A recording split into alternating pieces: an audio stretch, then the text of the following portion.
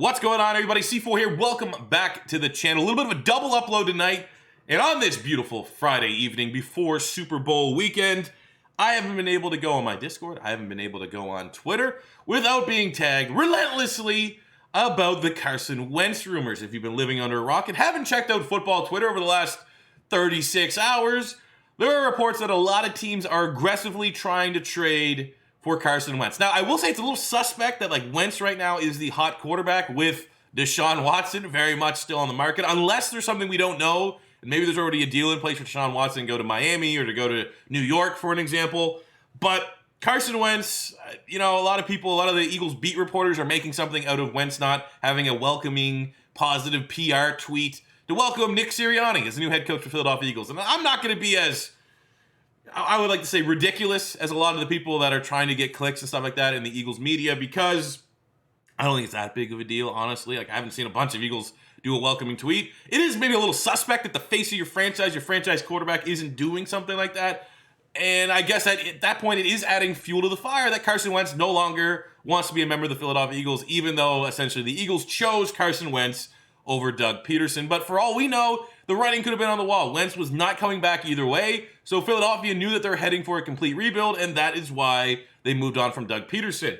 So let's talk about Carson Wentz, and then eventually we're going to get into some of these rumored teams. I'll try to make sense of a potential trade, and then we're going to talk about life beyond Carson Wentz. What did the Philadelphia Eagles do at the quarterback spot? So Carson Wentz, 68 games played for the Philadelphia Eagles, 35, 32, and 1. He's a 63% passer, 17,000 passing yards, 113 touchdowns to 5 picks. Also has 1,000 rushing yards, 8 rushing touchdowns. 29 fumbles lost, though. He has lost a lot of fumbles, has been very turnover prone, and he's coming off his worst season easily of his NFL career. I'm thinking, I'm not as low on Wentz, because Wentz was terrible last year. But people are saying he was the worst starting quarterback. There was worse quarterbacks than Carson Wentz last year, but he was absolutely a bottom 5 quarterback. I will firmly admit that.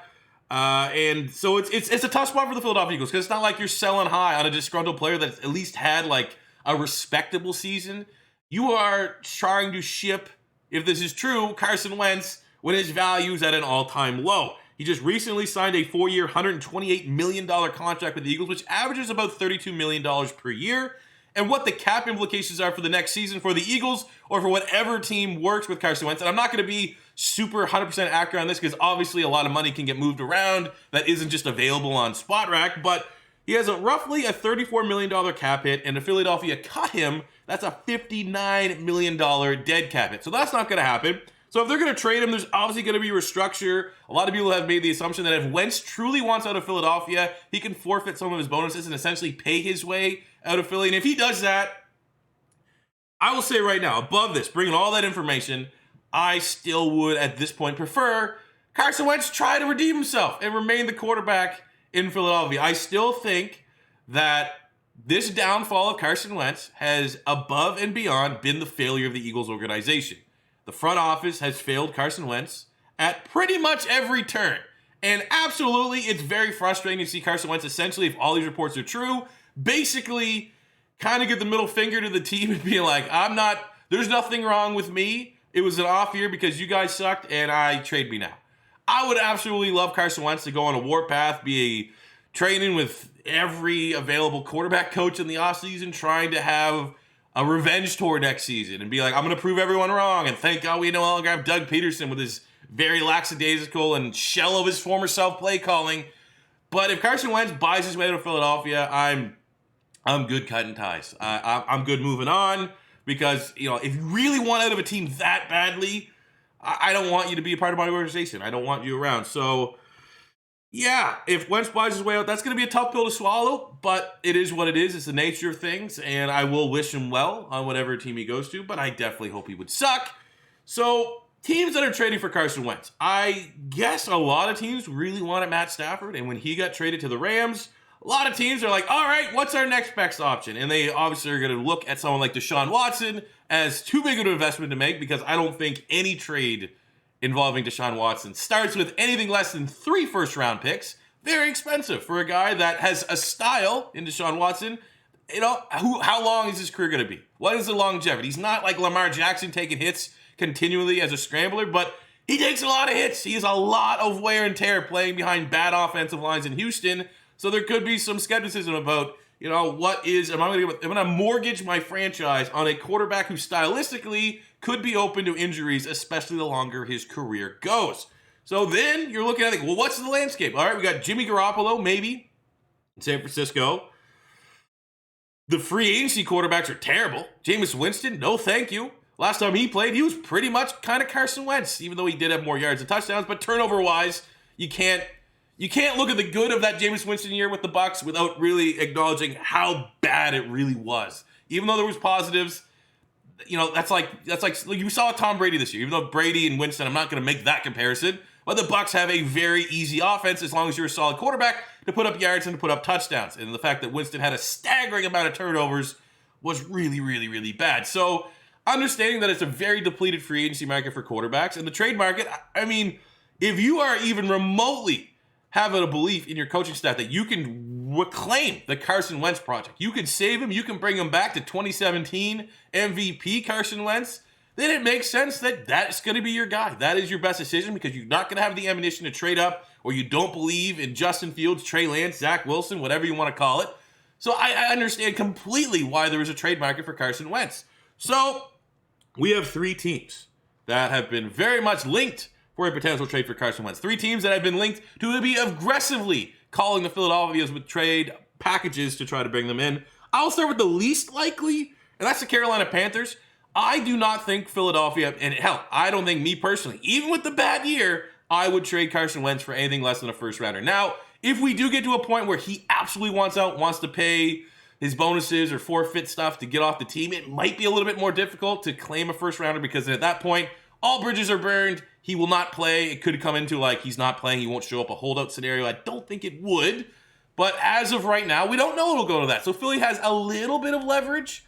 So when you look at the Carolina Panthers, 8th pick, if I'm Carolina, this is kind of an easy assessment. If Teddy Bridgewater's not your guy, if you don't want a placeholder quarterback kind of scenario where you still have Teddy and you draft a Trey Lance or you draft a Justin Fields potentially, 8 might be a little rich for Fields, but you're probably going to be in range to get at least one of those quarterbacks, Justin Fields or Trey Lance at 8. If you don't believe in one of those guys, then you're absolutely in a scenario where it's like, all right, this 8th pick, let's just go get a quarterback. You could absolutely flip that 8th pick for Carson Wentz, straight up. I think if I'm a Panther fan, that's a little too rich for my blood. Top 10 pick, do not, doesn't really grow on trees. But also, if you're the Carolina Panthers, you have $17 million in cap space, so you're not going to have to make a whole lot of crazy moves to get the available salary cap to take on Carson Wentz's contract, like some of the other teams we're going to talk about. Also, you have Joe Brady there.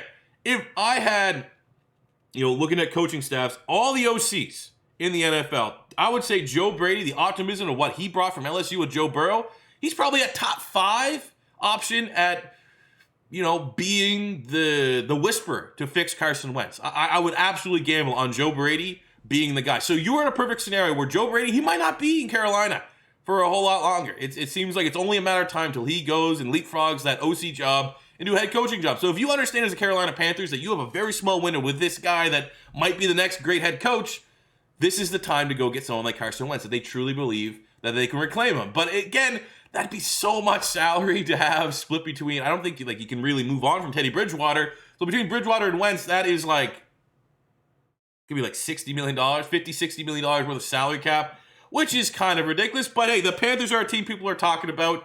If you wanted to get more salary cap, you probably could throw in Robbie Anderson. That sounds ridiculous. Like what I said, I don't think these trades that I'm talking, those are my predicted mock trades. I'm just trying to make sense of it. The Carolina Panthers would have the 8th pick. That's what it would take, the first rounder, to get Carson Wentz. And then they'd have to free up salary cap space, and you could sweeten the deal by throwing in Robbie Anderson. Maybe Philadelphia would have to throw another draft pick, but looking at their roster right now, Robbie Anderson is probably the only guy that I think that would make a big dent in creating salary cap space, because you don't probably want to get rid of K1 Short yet. Maybe you could, right? There's a couple safeties there that are a little bit expensive, but Robbie Anderson makes some sense there. So 8th pick, Robbie Anderson for Carson Wentz, and probably draft picks coming that way. That could be a scenario for the Carolina Panthers, but I'm a Panther fan. I'm a little skeptical at that one, right? So then we also have the Chicago Bears. Seems like the Bears are very aggressively trying to get Carson Wentz. I don't know why they wouldn't just mortgage their future and try to get Deshaun Watson, But you have the Chicago Bears. They had the 20th pick in the first round. I think that's probably a comfortable range. I know a lot of Bears fans are probably like, oh, Wentz is only worth a second. No, it's going to cost a first rounder for Philadelphia, I think, to move on from Carson Wentz. 20th pick is not bad. However, looking at their salary cap, from my records, they look like they're $500,000 in the red. So you're going to have to make a lot of moves here. And I'm looking at their salary. Kyle Fuller is probably the biggest guy to get a massive chunk of that salary cap back.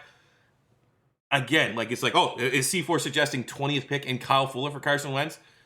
That might have to be the package, and then they'll expect Philadelphia to very much have to recompensate that. Like if that's the trade, that's Philly sending Carson Wentz and like a second and a fourth or something like that. Like that's again, when I'm throwing these players in, I don't think it's because of the Carson Wentz evaluation. I'm just saying it because their salary cap is an absolute mess. And if they truly want Carson Wentz, they're absolutely going to have to move a couple of their big, expensive players. So for me, you look at the Bears, the biggest chunk of change they could get is from Kyle Fuller, but he's still playing at a high level. That would be a bad loss for the Bears.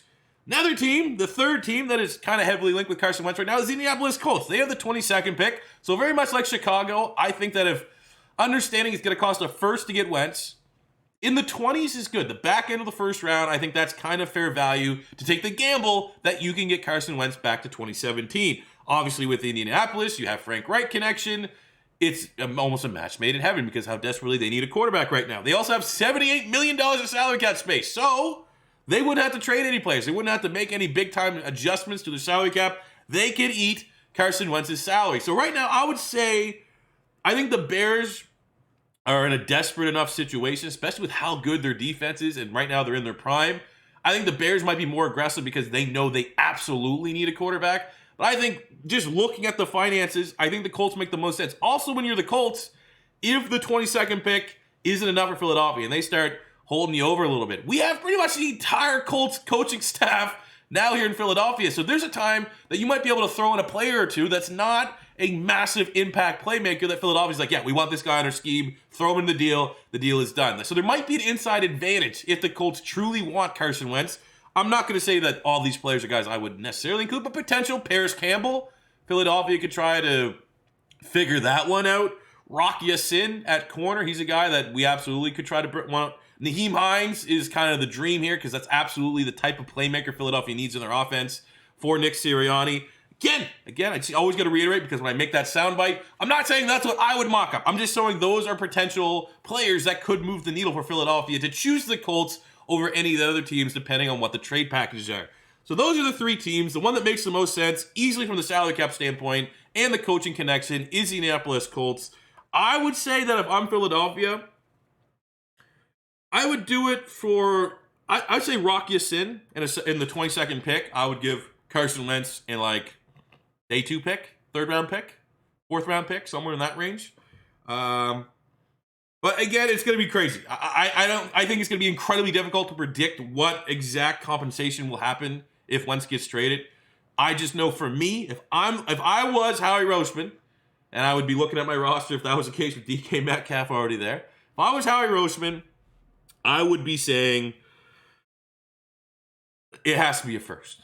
If it's not a first, I'm going to try to smooth everything over, and we're going to try to go with Wentz forward as a franchise. So if the trade happens, and I'm sure we'll have a great reaction if that trade happens, what do the Eagles do at quarterback? I have 5 options here. Option number 1 is they rock and roll with Jalen Hurts. And while I'll be the first to admit that I'm not a huge Jalen Hurts fan, go look at my reaction when the Philadelphia Eagles drafted him last year.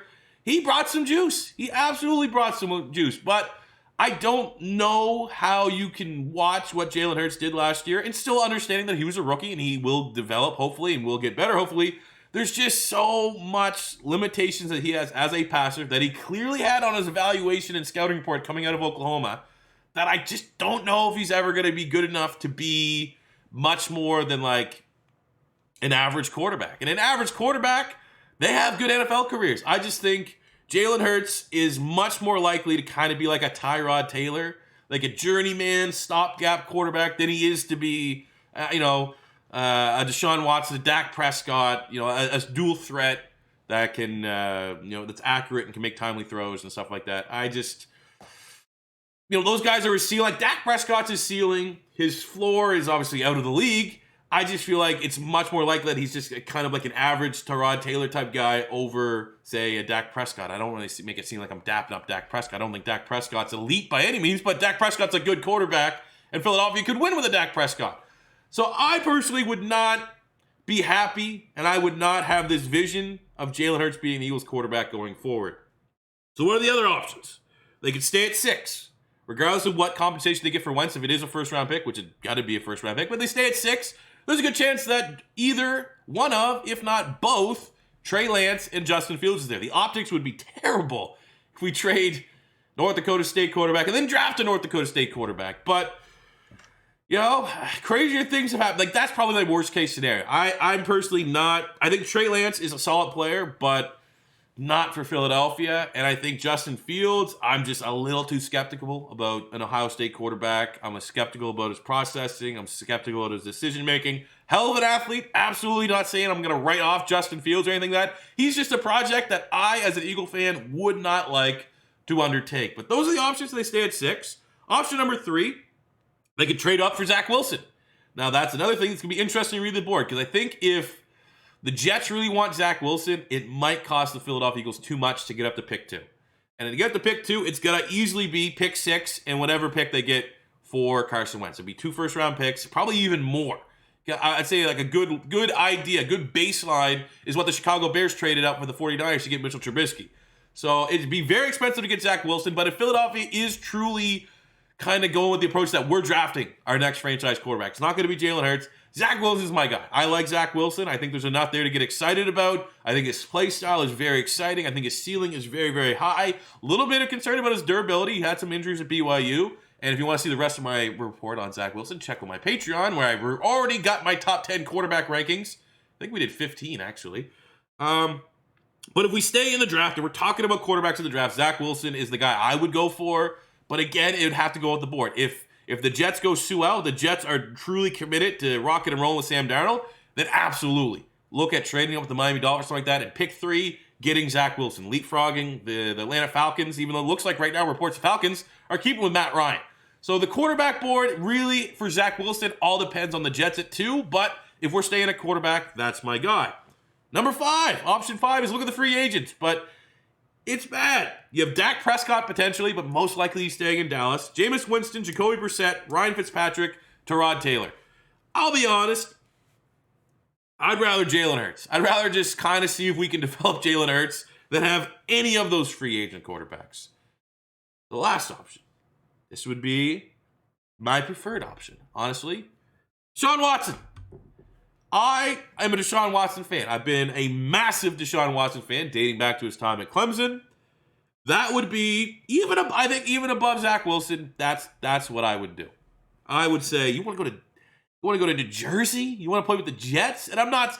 Philadelphia is probably not a desirable team to go to if you are a free agent quarterback. Seeing how the organization essentially sabotaged any potential success Carson Wentz could have, the reputation that Howie Roseman has, I can absolutely see Philadelphia not being desirable. Deshaun Watson outright saying, I don't want to go to Philadelphia. Absolutely, that could be the case. But if that door is open, Philly could trade 2 first-rounders because they have the 6. They'd have the first-round pick that they got for Carson Wentz. I would trade our 2022 first-rounder. So that'd be 3 first-rounders. I'd also throw in Andre Dillard, who is our backup or potentially starting left tackle. That is someone that we all know. Houston Texans very much wanted Andre Dillard. Then they had to get Philadelphia leapfrog them in the draft. They got Titus Howard. I definitely think that Andre Dillard would bring some really good trade value for the Houston Texans, maybe more so than any other team because they were on board. Then it'd be, other compensation, probably conditional picks, potentially second, third round, stuff like that. But the 3 first-round picks, Andre Dillard, and probably just some other stuff that's not massive for Deshaun Watson, that would be my preferred option. I'm a huge Deshaun Watson fan. I think he's an elite quarterback. I think he's definitely a top 10 quarterback. I think right now in their career, even if Carson Wentz was still at his peak, not at MVP form, but if Carson Wentz didn't have 2020, opted out from the year, and we can only go off 2019, and I'm high on Wentz, I still think Deshaun Watson was like a better quarterback. Like if you're ranking quarterbacks, Deshaun Watson was always like a spot or 2 ahead of good prime peak Carson Wentz. So What's going to happen? Who knows? It's going to be a very exciting time as someone that makes Eagles content over the next couple weeks with everything that could potentially play out. But for me, I just think, who's going to get him? It makes sense that Indy, it just the X's and O's, the finances, the reputation, the relationship between the organizations, that makes the most sense. But I absolutely could see the Bears being the team that offers the most ridiculous compensation. And what to do? I would either trade up for Zach Wilson or trade for Deshaun Watson. Zach Wilson, Deshaun Watson are the only two quarterbacks that I would be happy with if Carson Wentz is no longer a member of our team. What do you guys think, though? Let me know in the comment section below. What do you think happens with Carson Wentz? Where do you think he gets traded? What do you think the Eagles get? I already know if you're a fan of the Colts, Panthers, Bears, teams I talked about today, all you are already discrediting that you're not giving up a first-round pick for Wentz. It's going to happen. You saw what Matt Stafford went for. Wentz will get a first-round pick if the Philadelphia Eagles want to ship him. So, starting with that, where do you think he could go? And what do you think Philadelphia should do at quarterback? Should they just rock and roll with Jalen Hurts? Should they get Trey Lance or Justin Fields at 6? Should they trade up for Zach Wilson? Should they try to go all in for Deshaun Watson? Let me know in the comment section below. I'm excited to read through your guys' comments. And as this develops over the next coming days, make sure you stay tuned for the channel as I will react to whatever news comes in. Thank you guys for watching. And until next time, it's C4 saying like, subscribe, and peace out.